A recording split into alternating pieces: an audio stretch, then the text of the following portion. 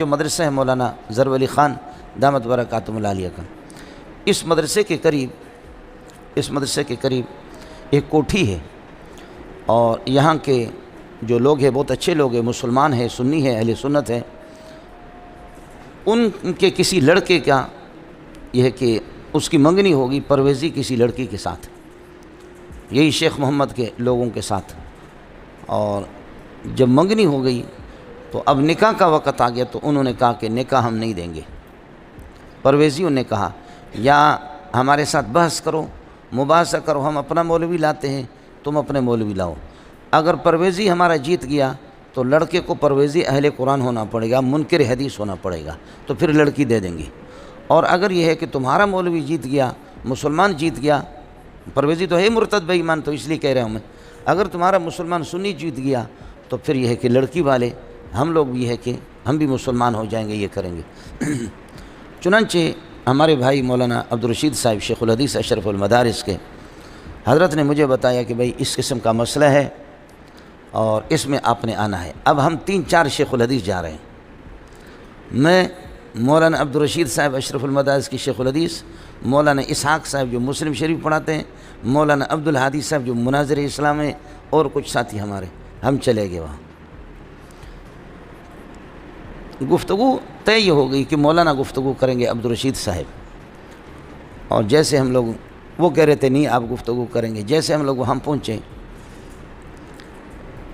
انتظار میں انہوں نے چائے میں ہمیں پلائی، بٹھایا، انتظار میں ہیں، دیکھا کہ 3-4 پروفیسر مرد آ گئے اور 2 عورتیں آ گئیں، وہ بھی پروفیسر ہیں، عورتیں بھی پروفیسرانی کہیں گے، کیا کہیں گے، عورتیں بھی پروفیسر ہیں۔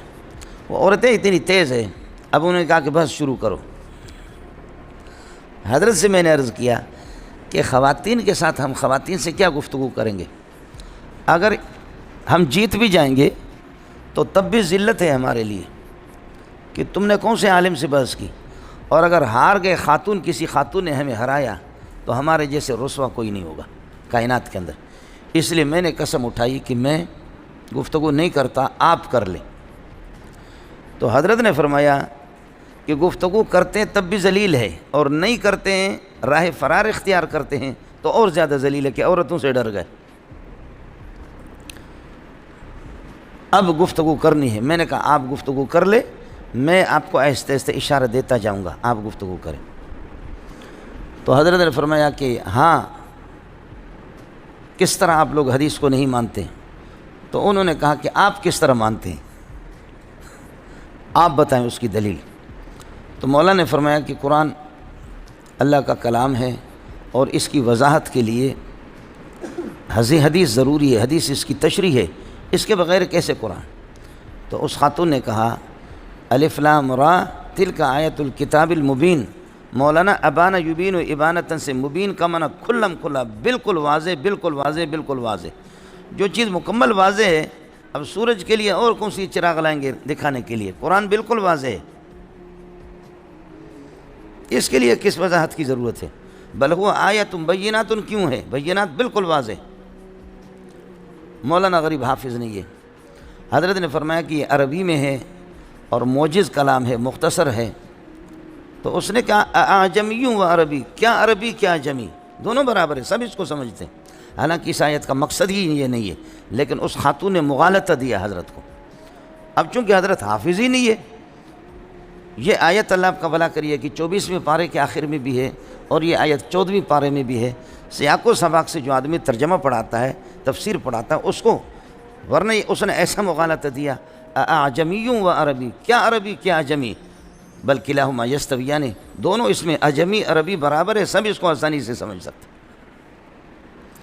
اب میں نے دیکھا کہ مولانا گھوم گیا، سمجھے؟ یہ ہے جی، اس اگر ایسے کر کے ہم لوگ بیٹھ جاتے ہیں نا، تو پھر ان لوگوں نے کچھ پڑھا بھی نہیں ہے، سمجھے؟ ان لوگوں نے یہ پڑھا ہوا بھی کچھ بھی نہیں ہوتا ہے، پروفیسر لوگ ہوتے ہیں، اس قسم کے لوگ ہوتے ہیں، سمجھے؟ بہت عجیب مسئلہ ہے، اس لیے گزارش ہے آپ حضرات سے۔ تو پھر میں درمیان میں کود پڑا، میں نے دیکھا کہ مولانا اب شہید ہو رہا ہے، سمجھے؟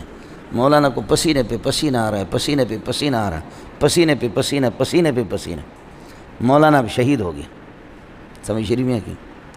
تو اس خاتون سے پھر میں نے آسان طریقے سے کہ عوام کو بھی بات سمجھ میں آ جائے، میں نے کہا کہ قرآن بالکل واضح ہے لیکن میں ایسا نابینا ہوں کہ مجھے کچھ نظر نہیں آتا، آپ مجھے دکھائیں۔ آپ کا کہنا ہے کہ قرآن میں فجر کی رکعتیں آپ کے ہاں کتنی ہیں؟ انہوں نے کہا 2۔ میں نے کہا یہ قرآن میں کس جگہ پر ہے؟ ظہر کی کتنی رکعتیں؟ 4۔ میں نے کہا یہ قرآن میں کس جگہ پر؟ عصر کی کتنی رکعت؟ انہوں نے کہا 4۔ میں نے کہا یہ وہ آیت بتا دو عصر والی جس میں 4 رکعت، مغرب کی 3 رکعت، عشاء کی 4 رکعت۔ اس طرح 45 مسائل میں نے اس کو موٹے موٹے بتائے۔ میں نے کہا دیکھ قرآن میں بالکل واضح ہے اور ماشاءاللہ آپ اس کی وضاحت سے واقف ہیں، میں نابینا ہوں، مجھے نظر نہیں آ رہا، یہ مجھے دکھا دیں۔ اور آپ چاہیں تو سینکڑوں مسائل میں آپ کے سامنے ڈھیر بھی لگا دوں، سمجھے؟ اب انہوں نے کہا کہ آپ ہمیں وقت دے دیں، آپ ہمیں وقت دے دیں، ہم شیخ محمد کو لے کر آئیں گے۔ وہ شیخ محمد پرلے درجے کا، وہ 50 مرتبہ مجھ سے بھاگ چکا ہے، سمجھے؟ ٹائی لگاتا ہے، عالم کچھ بھی نہیں ہے، عربی سے بالکل ناواقف ہے، پڑھا ہی نہیں ہے اس نے کچھ۔ تو خیر انہوں نے کہا کہ 1 ہفتے تک آپ ہمیں مہلت دے دیں۔ میں نے کہا اس وقت تو لکھ دو کہ ہم ہار گئے، اس وقت لکھ دو کہ ہم لاجواب ہو گئے، یہ ہم لکھ دو۔ پھر 1 ہفتے کے بعد جیسے شیخ محمد آئے گا تو ہم بھی آئیں گے، سمجھے؟ تو مجھے پتہ تھا کہ شیخ محمد نہیں آئے گا، وہ 50 مرتبہ پہلے بھاگ چکا ہے، تو اس وجہ سے اللہ آپ کا بھلا کرے۔ وہ 1 ہفتے تک وہ آئے بھی نہیں، بڑا رابطہ انہوں نے کیا، نہیں آئے۔ تو آپ کو مزے کی بات بتاؤں، وہ لڑکی والے جو پرویزی تھے انہوں نے لعنتیں بھیجی محمد کو، شیخ محمد کو، اور وہ سارے کے سارے مسلمان ہو گئے، سمجھے؟ میں ان کے اعتراضات تو بعد میں آپ سے عرض کروں گا۔ یہ فتنہ انکار حدیث، اس کی ابتدا کب سے ہوئی؟ اس کی ابتدا خوارج سے ہوئی۔ سب سے پہلے خوارج جو حضرت علی کے سامنے آ کر کے کہتے تھے، آپ نے نفحۃ العرب میں پڑھا ہے، ان الحکم الا للہ، ان الحکم الا للہ، فیصلہ حکم صرف اللہ کا چلے گا، حکومت اللہ کی ہوگی، کسی اور کی بات نہیں ہے۔ خلاصہ یہ نکلا نہ نبی کی بات قابل اعتماد ہے، نہ صحابہ کی احادیث موقوفہ قابل اعتماد ہے۔ ان الحکم الا للہ، هو القرآن فقط۔